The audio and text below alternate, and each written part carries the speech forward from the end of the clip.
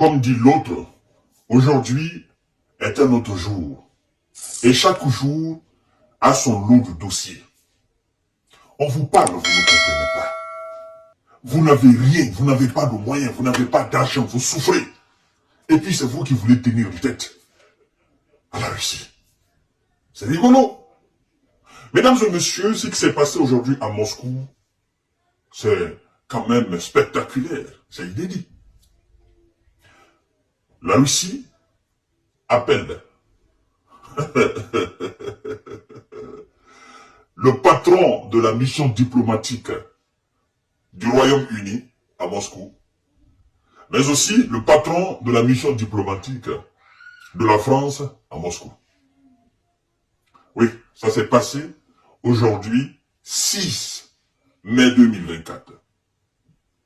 Parce que ce sont les deux les plus excités, les deux qui font des déclarations qui vont dans tous les sens. Nous allons envoyer des troupes, non, il faut bombarder le pont de Kiev, il faut détruire le pont de Crimée, il faut envoyer des missiles, nous allons envoyer des bombes sous munitions, des armes machines, nous allons envoyer des challengers.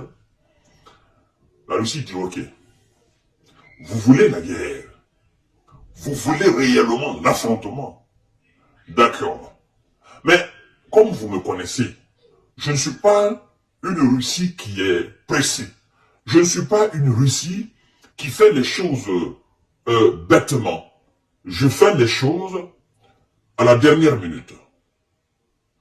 Parce que avant de faire les choses les plus sérieuses, je passe par tous les moyens diplomatiques. Je passe par la table de négociation. Je fais tout pour que c'est lui, mon interlocuteur, qui est en face de moi. C'est-à-dire qui se considère comme mon adversaire, comme je peux l'appeler comme ça. Je fais en sorte que je puisse avoir, ou je puisse réunir toutes les preuves contre lui. Parce que le jour que je vais me mettre à l'attaquer, il n'y aura pas d'échappatoire pour lui. Et je tiendrai le monde comme témoin de mon attaque. Alors, vous savez, les ambassadeurs en cette période trouble de coups bas fiévreux, les ambassadeurs sont fatigués. Parce que les déclarations de leurs présidents respectifs, en réalité, eux, ils n'ont pas grand-chose à voir dans ça. Mais puisque ce sont eux qui représentent alors le président à l'extérieur, au sein de tel pays, de tel pays, de tel pays, mais on est convoquant. Ils sont là pour ça, c'est leur mission. Passer le message de leur pays, c'est-à-dire au pays auprès duquel ils sont ambassadeurs, et transmettre aussi, naturellement, recevoir les messages de ce pays et transmettre à leur président. C'est ça, c'est leur rôle. Eux, ils ne sont que des missionnaires, tout simplement. C'est pourquoi on dit le patron de la mission diplomatique. Lui, il est juste là pour transmettre les messages. Il ne dit rien qui peut aller en contradiction avec ce que son président dit. Et il ne transforme pas aussi ce que l'autre chef d'État dit. C'est-à-dire, l'autre pays dit pour transmettre à son pays. Lui, il transmet exactement les messages entre les deux pays. Donc, voilà, c'est comme si aujourd'hui, la Russie venait à convoquer Emmanuel Macron et Rishi Sunak, parce que vous savez, Rishi Sunak, c'est le premier ministre britannique. Mais ce qui s'est passé par l'après, c'est ce qui est rigolo. Vous vous souvenez de cette situation entre Nicolas Sarkozy et Vladimir Poutine? Vous vous souvenez de cela? On a même fait, voilà, c'est devenu de la comédie, où Nicolas Sarkozy, tout fraîchement élu, voilà, il est allé à Moscou, il a voulu impressionner Vladimir Poutine, mais sauf que Poutine ce n'est pas quelqu'un qu'on peut impressionner, en fait. À moins qu'il se laisse. Il se laisse impressionner pour vous faire plaisir. Poutine, c'est le type de gars qui fait semblant d'avoir peur pour ne pas avoir peur. D'accord? Il vous respecte. Il vous regarde dans les yeux, il vous respecte. Alors, vous vous souvenez de cet épisode.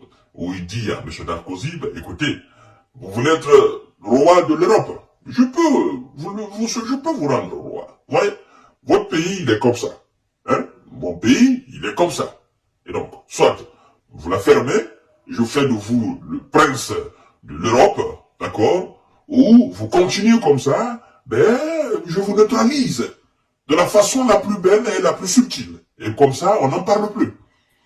Et au sorti alors de cette conversation avec Vladimir Poutine, vous avez constaté que M. Nicolas Sarkozy, il était complètement effacé, il transpirait même, c'est comme si on avait pris quelqu'un et puis on l'a secoué un peu, n'est-ce pas, avec des vibrations mais très très fortes, et puis on lâche la personne et puis la personne ne se retrouve plus, même pour aligner 2-3 phrases correctes.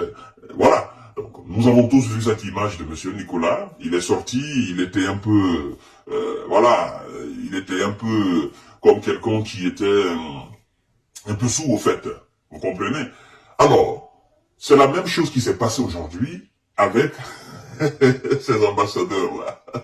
Oh, les Russes, c'est des gens qui rigolent pas. C'est pourquoi je vous dis, méfiez-vous de ces gens-là. Ils sont très gentils quand il faut. Mais une fois qu'ils entrent dans leur peau de Russes, hein, des gars qu'on ne peut pas impressionner, qu'on ne peut pas effrayer, ben, vous aurez tous les problèmes du monde entier. Alors, ils ont été convoqués, les deux, ils ont été convoqués. Ils entrent, on les notifie clairement la position russe. D'accord? Clairement, on leur dit, écoutez,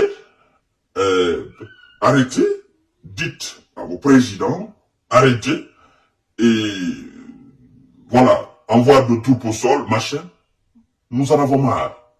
D'accord? Contrôlez, dites à vos chefs d'État de contrôler. Mais c'est ça. Cette période-là, c'est ça. D'accord?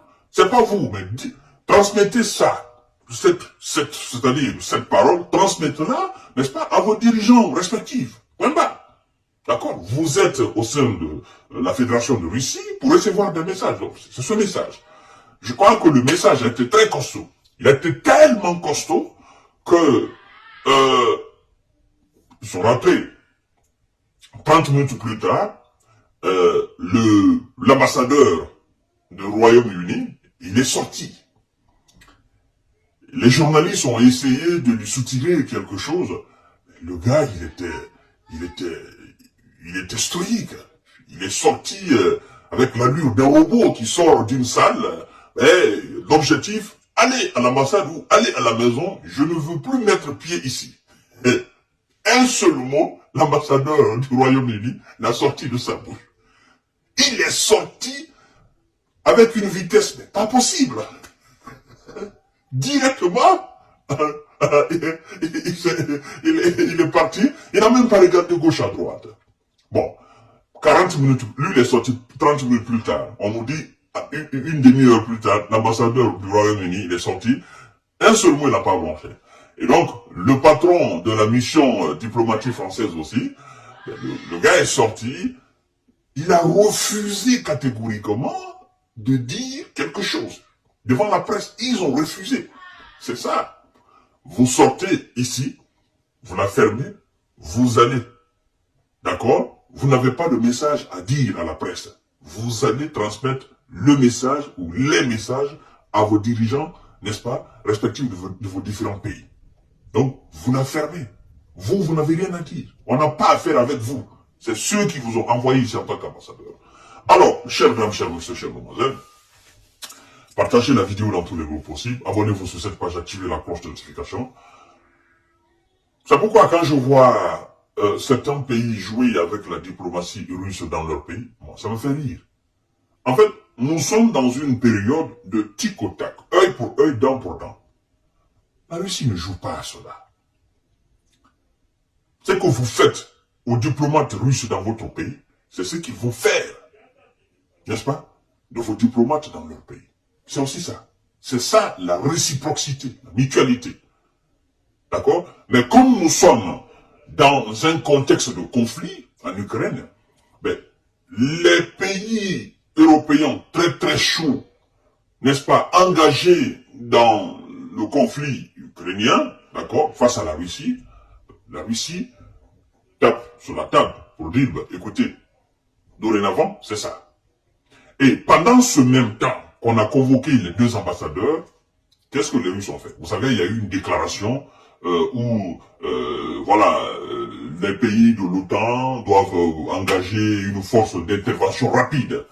Alors, au vu de cette déclaration inquiétante du côté européen, occidental, du côté otanien, la Russie a entamé des exercices militaires et incluant des armes nucléaires stratégiques. Mesdames et messieurs, nous allons aborder ça tout à l'heure. Mais avant tout, partagez cette vidéo dans tous les groupes possibles. Abonnez-vous sur cette page et activez la cloche de notification. Partagez la vidéo. Merci beaucoup et restez scotchés, restez connectés. Je serai devant vous tout à l'heure pour décortiquer l'autre sujet.